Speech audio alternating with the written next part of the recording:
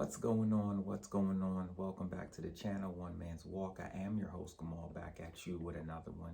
And so what we have for you today, I'm very excited to be able to do the album review on one of my personal favorite artists, an artist who I've been following and enjoying for an extremely long time, Wale. And so I believe Wale to be extremely talented and extremely criminally underrated. I just feel like he doesn't get the credit he deserves for the records that he's able to put out, the singles that he puts out, rivals that what you would hear Fab put out, what you heard some of Jay-Z's Best Girl records, some of the records Kiss hops on. I just think that he doesn't get the credit that he deserves for what he brings to the table. And so I'm always excited. You know how I feel. When it's an artist I love, I like to be able to have the props that you guys see and you know it's real. So this is the only one that I have bought on CD. The Ambition CD I bought digitally, and the album About Nothing, those are my two favorites. That's why I'm mentioning those. I bought as well, and that one is digital as well. And then I bought the other ones. I have the CD with the song Bad on it, and then I forgot what the last one was. But the last two that he's put out, 2 or 3, like the Jeremiah single, or I forgot what those projects were called, but I had those digitally, but through streaming, through Apple. But I love Wale. I think Wale is really good, criminally underrated. This gifted CD, this was cool. I don't love it. It wasn't like bad, but it wasn't great either.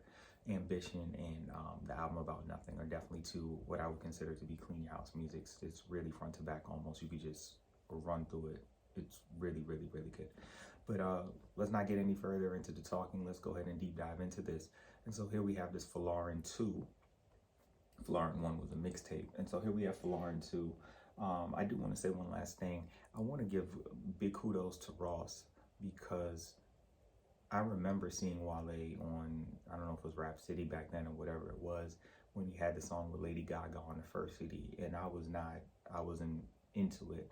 But when he moved over to MMG, and the MMG projects I have digitally purchased, the Self-Made Volume 1 and Volume 2, but I bought both of those projects. Both Wale and Meek became artists that I enjoyed and started following based on Ross.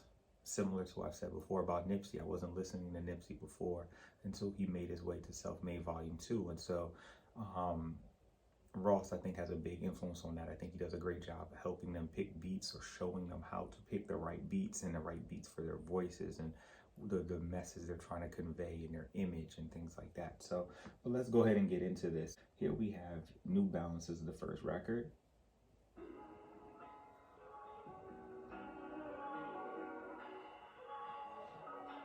This is nice. And you all know how I feel. The intro to me always sets the tone. It lets us know, I say it all the time on here, it sets the tone for what we are to expect from the CD. So when I hear the intro, I'm already on high alert to know, okay, what kind of CD are we getting into? What vibe are we into? We haven't heard Wale for a couple of years. So what pocket is Wale into right now? And so that's what I like to listen to the intro for. This New Balance it's a DC thing. Baltimore thing. Again, originally I'm from Brooklyn. I do live in the DMV area. I've actually never worn a pair of New Balances. I see the 990s all the time. I know people who wear them constantly. I'm going to an event later today, and I'm sure to see tons of them. I just personally have never worn a pair. I heard they're comfortable though. So here we go. Let's jump back in. Let's get to this last verse. Really be women that tell me they need me but don't even know me. You get OD. So I'm looking at the game funny like I'm in the nosebleed. I'm a leader, I'm mad. You trick that'll feed me in bed. It's different. I can speak to their soul. Weather when it ain't for a pad. But how as you know, we stuck to the code. I ain't switching, I be good when it's slow. Now don't hit me when the numbers is low. You make it hit mother your phone and try to big bro ya. He said some lines I really liked in there. He jumped in and he said the part about, so I'm looking at the game funny like I'm in a nosebleed. Obviously, that's a sports reference. Oh, shout out to that. I didn't even want to think about it in the moment. Wearing my Brooklyn Nets. I am not a Brooklyn Nets fan, but I always rep Brooklyn. See the bridge behind me. So that's what that is. But I do like that. He doesn't always throw in some of those type of witty lines like that, you know, but I do like that he threw that in there. That was pretty nice. I like the whole part about it's different women that tell me they love me and don't even know me. But it's different because I can speak to their soul. And then he says they get wetter and it ain't for the pad, but how would you know? And it made me think, there's this line, there was this song that Neo has. I have that CD too, but I bought it digitally. But which one is it? It's the Libra scale, I want to believe it is, where the song is called Telekinesis. And it's about I want to, like, it's not just make love to your body, but to your mind. That's the whole purpose of the song. I can't think of the words off the top of my head, but that's the basis of the record. And that is what I got from that. Because a young lady will be more engaged with you if you're speaking to more than just her body. A lot of guys just speak to the body and don't pay any attention to their thoughts, their minds, their feelings, or any of the other stuff. And one of the things I guess I've always thought or always said, like, we're all people at the end of the day. I don't look down on the janitor who cleans an office or the person who picks up trash. Same way, I've never looked down on the porn star, the stripper, the hooker, the slut from the neighborhood, whatever you want to call it, because they're people too. Like, they may decide that, okay, sex is what they want to do for a living, and that's their personal thing. That's not for me to yay or nay that. But the understanding that just because that's an aspect of their life doesn't make it all of their life. What if they're really good with construction? What if they're really good at math? What if they're really good at knowing the body health-wise, not in a funny way, but understanding the inner workings of the hearts and the lungs and the organs and the kidneys and stuff? What if they could be an accountant, a lawyer? You know what I mean? Like people are so much more than the one bottle we try to put them in. And when you're able to tap into more than just what meets the eye to people, you'll be surprised how people open up to you in a specific way and how people will look and feel different about themselves and about you based upon how you perceive them, because you might be perceiving them in a way that no one else perceives them, and also a way in which they may not even have perceived themselves to be. And I don't know how deep you went into it with that, but that's what I thought of when I thought of that. And I think I've given an illustration before about a young lady and her giving head and how that went with some guy and dudes making fun of her afterwards and her coming to me and me kind of just like, look, don't stress over that.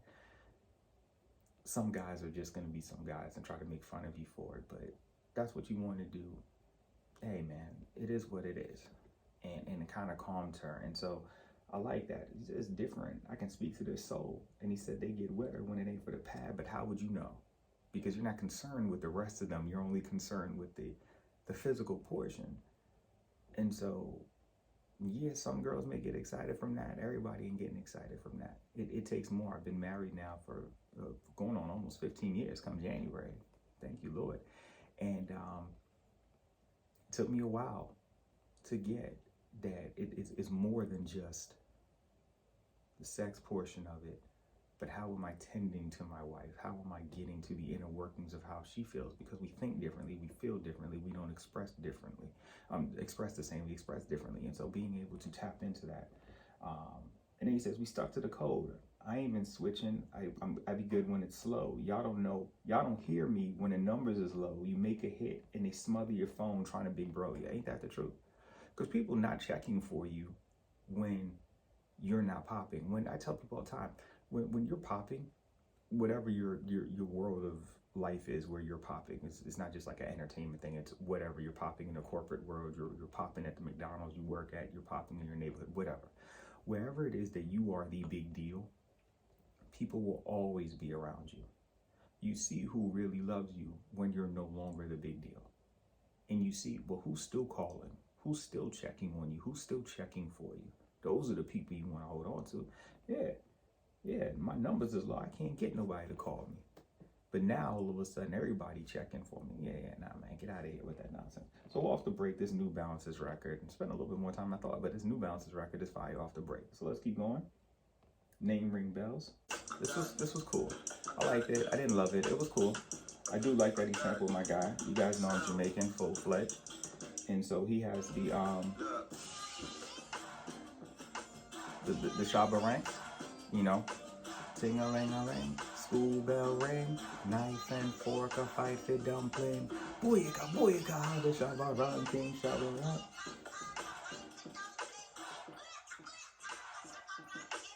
So that was cool. I like that. Nice little homage right there. I thought that was pretty cool. This next record, Poke It Out. We all know this. So, Cool and Dre did this. So let me, before we even get into this. One, I never liked the Vibrant Thing record. Love the video, right? This is the first of the video vixen type feel. That's what this, that's what the Hype Williams fortune came on, was that right there. The beat has always been nuts. One of my things that I've always said though, and I've said it before on this podcast, I said it when I had the Clean Your House Music podcast with E. When you take something that people know and people loved, you have got to do it in such a way that when it comes on, people don't know whether they're hearing your version or their version, but you have to do it well enough for that to be the case. The second thing I've always been saying is Puff did the smart thing, right? Puff, JD, Dre, they took the records, right? That G-Funk sound, that sample sound, all of that stuff that those guys did, and Master P did it too with No Limit. No Limit did that too. Was being able to take records they grew up on, the records from the 70s, the records from the 80s, and turn them into hits. And I've been saying for years, listening to the CD, I felt like Wale tapped my phone. Like the same conversations I've had with E, I've had with Donnie, the same conversations I've had with my homeboy Chris, like the same conversations. I've even had these conversations like on trips with my wife, who is not into music like that. And that we've had this same conversation, and I'm like, take 90s records and take 2000s records. We're in 2021, people. A Nelly Country Grammar or EI, or I'm just using as an example, Luda's early records are from the 2000s. Those are 21 years ago. There is a whole new generation who could appreciate the flip, but also the nostalgia for all of us who lived it. For all of us who were outside during those time frames, can enjoy it because we were there. We remember what it was like, and music has this great way of getting us to a certain song comes on, a certain whatever, and it takes you back to where you were at that moment in time, what life was like. And I think Wale did a really good job with that. And more artists should be doing that. More artists, Tory Lanez does that. Shout out to E, because he's always talking about Tory Lanez. Tory Lanez does that. Takes the records we grew up on in the 90s and the early 2000s. Flip those. We don't need to be taking 70s records anymore, 80s records anymore. Can someone flip Mobb Deep Shook ones? Don't flip Mobb Deep Shook ones. It's just class. Leave that alone. But as an example, people should be taking those type of records and saying like, I want to flip that. People should be taking 90, and it's not just rap, it's not just R&B.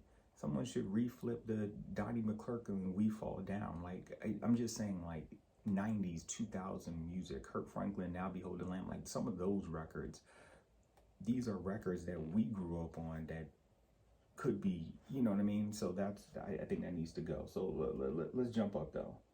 We're gonna let Cole rock for a quick second. Turn around, I wanna see. Do it look like how I look on IG? Bad from every angle. She got herself a trainer. I know that can't help but take a little peek. Cold world and Folarin, co-starring. We both flexing. Oh, love when he flipped it. Cole is cold, man.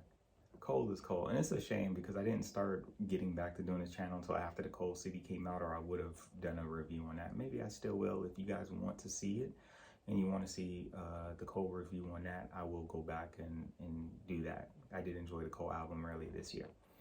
But that's fire. And I do prefer this version to Vibrant Thing. And again, I was never a fan of the Vibrant Thing. So that's just my own personal thing. This Tiffany Nikes, I like this. We're gonna jump up to the verse. Tiffany Nikes are the dunks, what are they?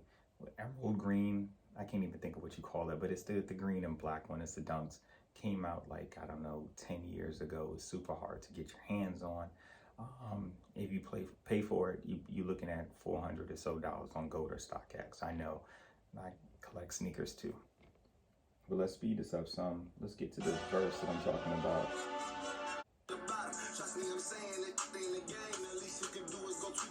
Tweet for Brianna.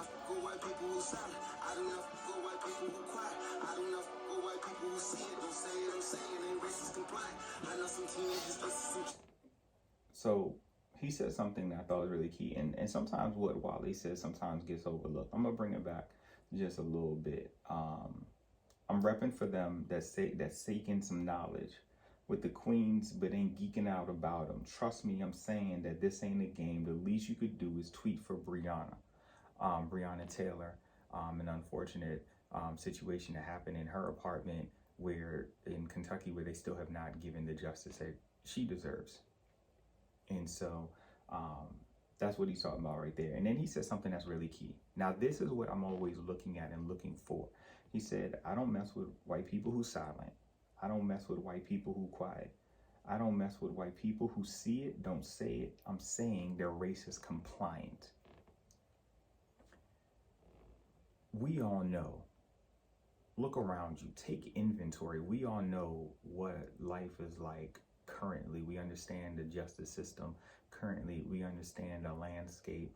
Currently, we saw what happened on January 6th, which, you know what, I don't even think of that as the first thing when I think of January 6th, because that's actually my anniversary date. So I'm always thinking of the positive as far as that. But we see how when there were peaceful protests throughout the summer of 2020, in response to George Floyd and the many others who have passed over these years, how the police were out in full force. We see how the police were out with tear gas. They had their full shield guard on as if it was riots taking place, and how little was done in response to what took place on January 6th, where it looked to be a different demographic of individuals. And so one of the things that I don't think gets noticed enough, and I have these conversations with individuals I know who don't look like me, and we'll have these conversations. I'm like, look, I'm happy, because sometimes I'll talk and some of the young ladies will say to me, well, they're not, but maybe their husbands come from areas where, you know, looking like me is not really great to see, right? For lack of a better term. And I'm like, well, these are the conversations you got to have with those people. Because see, when you don't have those conversations, it gives the impression you're okay with said behavior. You're okay with what's being said. And he's saying it truthfully. Look, man, I'm not calling you racist because you may not feel like that.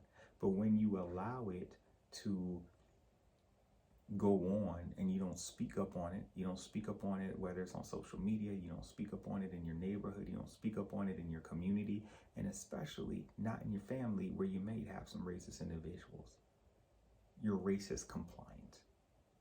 You may not be for it, but you're also not showing you're against it. And when you're not showing you're against it, you're showing you're in compliance with it.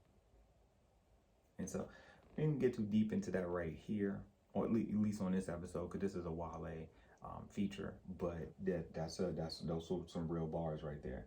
This right here is fire. God bless your life, child life. This is fire. We love you. Church. I don't want to hold that one up. That one is fire off the break. I had to think, I'm like, I know this. Where is that sample from? I had to go on Who Sampled. Shout out to Who Sampled. Who Sampled is always amazing. A lot of times I can get it, but there are some times where, man, that sample is tricky to me. I know it and I'm hearing it, but I can't fully picture it. Yeah, that's that Faith Evans, Caramel Kisses, which I should have known. And the moment I saw it, I was like, right. But it was, yeah, that's a nice flip. I like that. And again, 90s, 2000 music. So this is the second one that he's given us. Well, I guess really the third, if you want to take, he took the Ting-a-ling-a-ling, because that's like, what, 93, 94 Shaba? And then he gave us the Vibrant Thing, Q-Tip. And then here we have the Faith Evans Caramel Kisses. Shout out to Faith Evans too. I literally just watched her. I've always thought Faith was dope. Like, always thought Faith was dope. Her voice is crazy. Look-wise, she is legit. Faith is just such a cutie. But watching her interview on, what was that? What's Nori's show called? Drink Champs. I watched her interview, her and C's on Drink Champs. It looked like it must have been earlier before the studio changed. Such a dope person. She seems like she'd be just so cool to just chill with. And she even made the joke, or not the joke, but talked about, hey, before she met Big, when she was in high school and she was out there running around, she was sleeping with all type of dudes, and it was what she did. And again, yes, she did that, right? And I'm not here to yay or nay that. That's not my thing. I got my own past, and I can't be out here judging somebody else, and I had to count too. But that's not all of her, because she's still a dope artist. She seems to be a really sweet soul, really nice. And that just was one aspect of her. But if you just judge her on reputation, or just judge her on what she did, or what you heard she did, or who you know she did what with, you can miss out on getting to know somebody who's really cool. That's all I want to say. But Caramel Kisses is dope. Fluctuate is probably my favorite record on here. You know, that beat comes in. This is nice.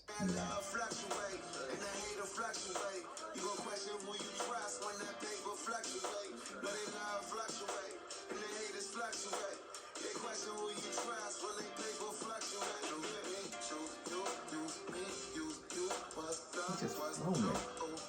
Ooh. He's just flowing on it, man. Some of these records, right, like I do wanted to pinpoint certain things, because he said certain lyrics and certain things that really stood out to me. I kind of wanted to make sure it's emphasized, but as a whole, I kind of just want to move through the CD. Obviously, we put a little time into it already. I kind of just want to move through it because it was just such a really good CD. And so Fluctuate's my favorite record. The next record, Ross is on it. You already know what kind of beat you get, and you already know what kind of vibe you get in Justice League, right?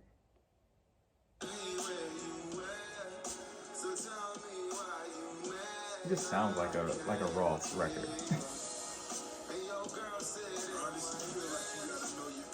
You know we coming in. See the kids in the park, I pray you big jam. Set examples for all the hustlers who holding hands. I wanted to say that because Ross said some lines. See the kids in the park, I pray you're gonna jam. What he's saying is when you, there looks like there's animosity between two individuals, collectives, whatever, and it looks like one person is going to try to do bodily harm to another individual, and you're doing it in a public setting, and there's children outside, and we know bullets have no names. And he's saying, man, you know what? See kids in the park, I pray you're gonna jam. He's not even saying, hey man, don't kill the guy. He's saying, please don't do it in an area where you're potentially could get somebody else that is not the intended individual you're looking for. And I don't agree with either, and I don't really believe you should be killing people. But man, if you are going to go in that realm, can you at least not hit people who had nothing to do with whatever your problem is with other individuals? So I really do like that. And then he says, set examples for all the hustlers who hold in hands. Why? Because a lot of times people have issues with other people succeeding, right? That's essentially what that comes down to. I'm being successful and I'm making money. Now, again, not here to glorify it and really get into the whole drug dealing thing, not my thing. But the understanding that two people can be successful at the same time. And it shows and it sets a better example and a better precedence for those who follow. If people can see, we can come from different neighborhoods, different areas, different neighborhoods. We can come from different backgrounds, and we can hold hands in solidarity. We can hold hands in camaraderie. We can hold hands in mutual respect and appreciation for one another. And it doesn't always have to be, well, you're from this area, I'm from this area. You make this amount of money and I make this amount of money, and we can't coexist. Joe Budden had this line a long time, talking about the world is small now, but we can make it much smaller. And I was like, nah, you know, that's not how we want to look at it. Or the Jay-Z line on the pound cake, where he's like, the amount of black people here, it's enough of us. It's really not. It's a small amount. Yeah, if you believe it's enough of you, it's going to be less. It's more money for you all, but it's less money for other people. And that's not the goal. It's about how many people can we bring with us, should be. And so that's why I really like that. So, you know, the Ross record was fire. This one right here, obviously we know this.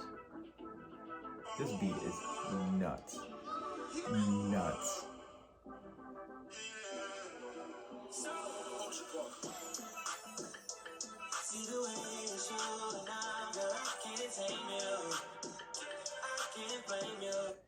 So this one right here, I don't feel this is better than I Need Your Girl. This is a good record. It's a good it's not I Need Your Girl. It's not the Usher, Loon, Puff, I Need Your Girl. It's not that third verse where Puff is pouring out his heart to Lopez. It's not that. It's a good record. And so to me, I wouldn't hear this and think like this is the first version. Now, Chris Brown is amazing. Chris Brown actually has 2 songs now where he has done a rendition or been over something that was super popular. Obviously, he's doing this, which was like I just said, the Puff Usher Loon. But then he also redid the Michael Jackson Right Here, Human Nature. I'm Right Here. That's the SWV, the Human Nature beat. And I didn't like that one either. Like, I didn't think either one of those were records where he did a better job on it than the original artist did. But they're good records. You know what I mean? Like, it was the Human Nature one I don't like. This one right here was cool, but it wasn't a better record, but it was cool. This sounds like Drake. Hear this. This sounds like this would have been a Drake intro. This with Jamie Foxx. Hope you don't question the time of the day. Hope that you know that your mama ain't like me, and that's why I'm probably not by you today. Woo. Man, who been there where you have like those type of issues and stuff like that? But it's good when you can get past them. I do like that one. That one, again, it would have been really nice. And I don't know where him and Drake stand today, but it would have really been nice to get a Drake feature right there, because that is a Drake record. This literal record is the same record you would hear Drake play at the beginning of his album. So maybe I'm jealous, but slim and tough doesn't look like a level up. I think there's pressure. Your sister is young and she chilling, she settled up.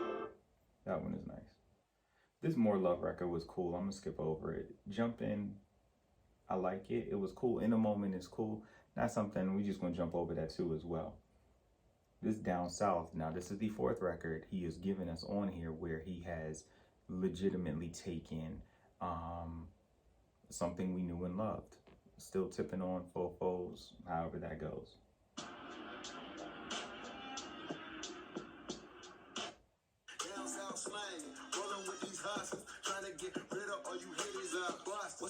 Now that down south slang and rolling with these hustlers, trying to get rid of all you haters and you busters, that is not from the Still Tippin'. That is from my guy. Now, I did do that review. You guys check it out. Capital F-I-E-N-D. That is from Fiend. That is from the Fiend CD. There's One in Every Family. That is from the song Slangin'. I think it's just called Slangin'.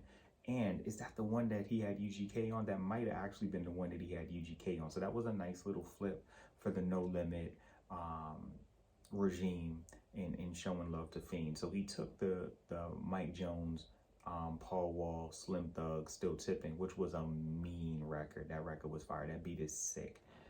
Flipped it with a nice flip, and then threw in a hook that's coming from No Limit, which is something else from that golden era. So really, that's like a double entendre. So we're gonna call that 5 because he shouted out No Limit and out without shouting out No Limit. But that is definitely the Fiend hook. That is definitely the Fiend hook from the song Slangin'. So yeah, this one is fire. I love this one. This one is absolutely fire. And so what do we got? How many more records were on there? It's literally like 3 more records on there. And so it's 15 songs on there. We're gonna stop it right there. But I'm just so excited to be able to have been able to deep dive at least somewhat into this Wale, because Wale's legit, man. Wale puts out amazing projects and does not get the respect he deserves and should. But I loved it. I thought the CD was really good. Close to Clean Your House music, not fully. There are a couple filler records in there that I could do without. Maybe instead of it being 15, I would have liked it to be around 10, 11, maybe so, 10 or 11. But the 10, 11 are strong 10, 11s. And so, sort of like how I felt with the Stillmatic, the non-Stillmatic. I feel like the first 10 songs of Stillmatic were amazing, and then the last 4 were like drop-offs to me. So in this case, it's not necessarily the last 4 or whatever, but there's a couple here and there in there that I could probably been like, all right, you know, maybe could have skipped it. But all in all, this is an amazing project. Definitely worth your listen. Definitely worth your stream. If you're still into buying CDs, definitely worth a purchase. Let me guys know what you guys think of it. How did you like it? What are your thoughts? As always, I hope you guys have a wonderful, blessed, productive, stress-free day, weekday, weekend, whenever you're listening, however you're listening, watching. Till next time.